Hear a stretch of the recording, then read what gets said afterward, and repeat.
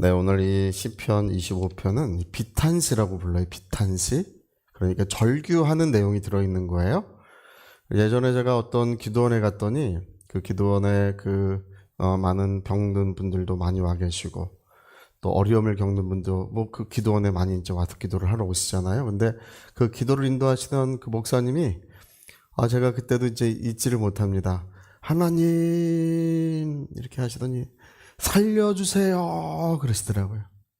근데 그 기도하시는 그 말이 너무 이 진심이 느껴지고 그 절규하는 거죠. 절규하는 것.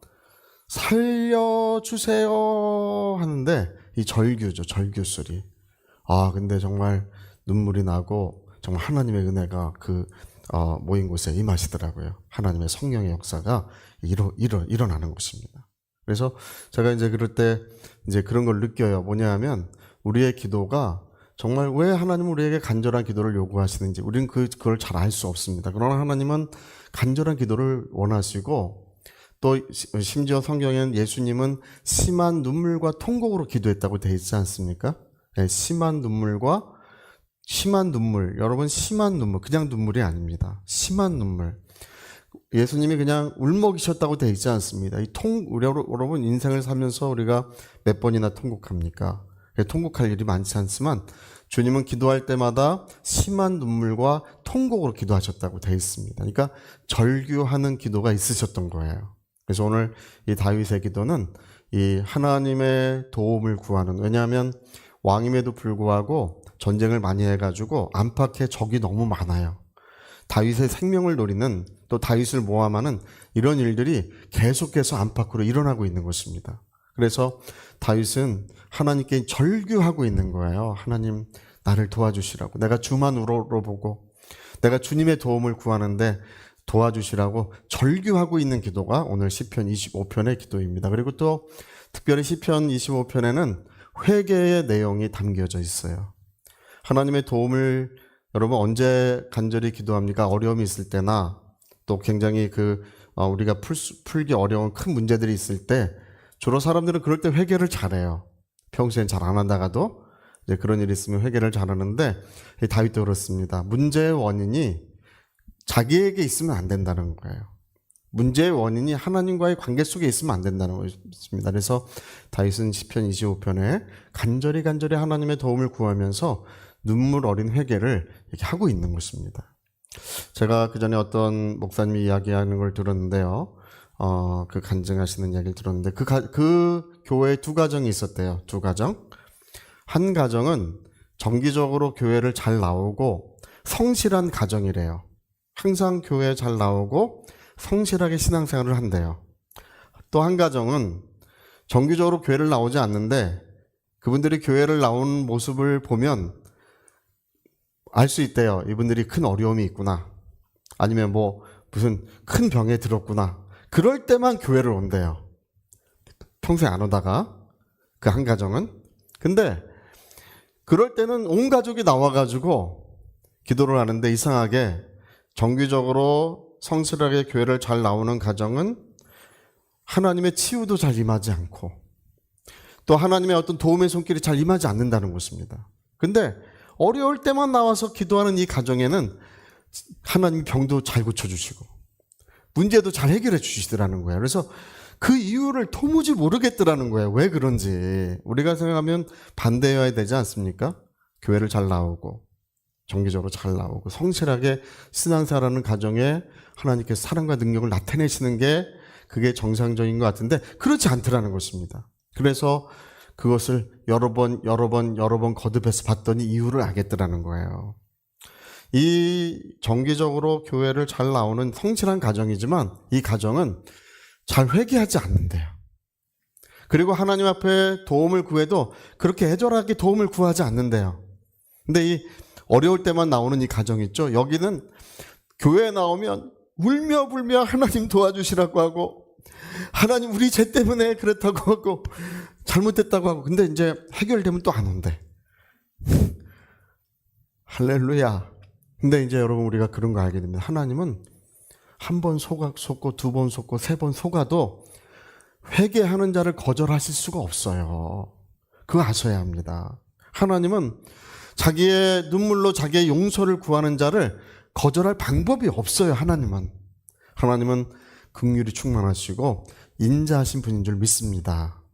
네, 그래서 보니까 이 가정은 병나면 또 안 와. 해결되면 안 와. 또 문제 생기면 또 와요. 근데 올 때마다 하나님 앞에 눈물로 자기들의 죄를 구하고 정말 애절하게 하나님의 은혜를 구하니 하나님께서 언제나 역사해 주시더라는 것입니다. 이것이 오늘 시편 25편의 이 말씀들이 우리 지혜가 되어야 될 줄로 믿습니다. 예전에 우리나라 유명한 어떤 목사님이 기도를 하시는데요. 장이 안 좋아가지고 설사를 항상 탈이 많이 나셨대요. 그래가지고 기도할 때 하나님 감사합니다. 저에게 이 사단의 가시를 주셔서 감사합니다. 그랬대요. 한참을 기도하고 있는데 갑자기 온 영혼에 감동이 오면서 성령께서 말씀하시더라는 것입니다. 그래, 바울은 사단의 가시를 주었는데 바울에게는 사단의 가시를 왜 주었느냐 물어보시는 것 같더래요. 그래서 계시를 받은 것이 지극히 큰 까닭에 자고하지 않게 하기 위하여, 하나님의 계시가 너무 큰 까닭에 높아지지 않게 하기 위하여 사단의 가시를 주셨다고 했습니다. 근데 너는 계시 받은 것도 없는데 사단의 가시가 왜 있느냐고 물어보시더래요. 그러고 보니까 그렇더래. 그러고 보니까 나는 사단의 가시가 왜 있는 거지?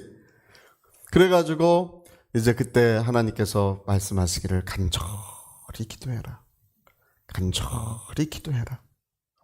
그래서 그때부터 그 문제를 가지고 간절히 주님 앞에 치유하시고, 그러면서 하나님 우리가 잘못한 것도 회개하면서 간절히 기도하는데 차츰 났더니 금방 그 오랜 동안 그 고통을 받은 것이 그 사이에 금방 없어지더라는 것입니다. 완치되더라는 것입니다. 할렐루야. 여러분, 우리가 성경에 바리새인들 나오잖아요. 바리새인들. 그들은 꽹가리를 쳐도 춤추지 않고 곡을 해도 울지 않는다는 거예요. 반응하지 않는 거예요. 반응하지 않는 사람들. 우리는 이제 그런 사람들이 되면 안 되고 늘 감사하고 늘 하나님 앞에 영광 올려드리고, 그리고 기도하는 것은 두 손을 꼭 치고 간절히 하나님의 은혜를 구해야 될 줄로 믿습니다.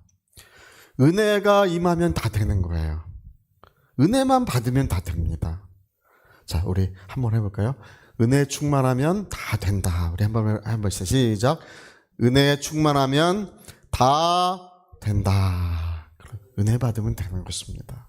그래서 오늘 우리 사도 바울이 다윗이 우리에게 알려주고 있는 이 내용은, 그가 안팎의 어려움이 많았지만 하나님의 도우심이 없이는 살 수 없다고 믿고, 스스로 살려고 하는 것이 죄예요.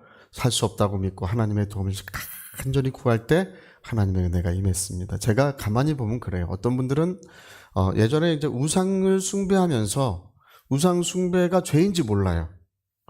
그러면서 그런 문제 때문에 마귀에게 문을 열어줘가지고 마귀가 여러분, 마귀가 오는 것은 죽이고 멸망시키려는 것 뿐입니다. 더 좋은 걸 주지 않아요. 근데 그렇게 괴로움받는데 왜 그런지 모르는 거예요. 근데 우상 숭배의 죄를 회개했더니 다 떠나가더라.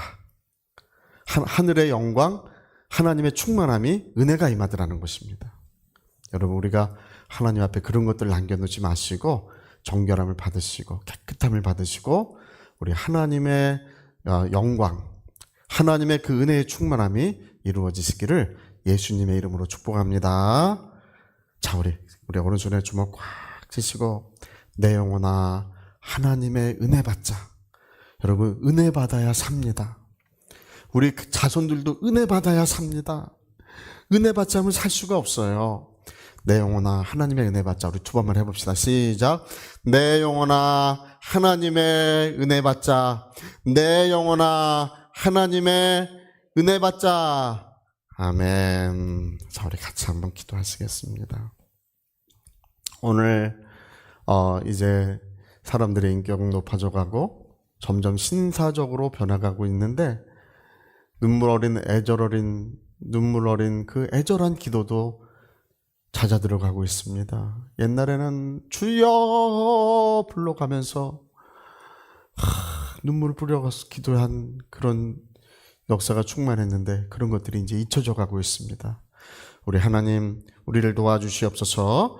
우리 위하여 같이 기도하시겠습니다.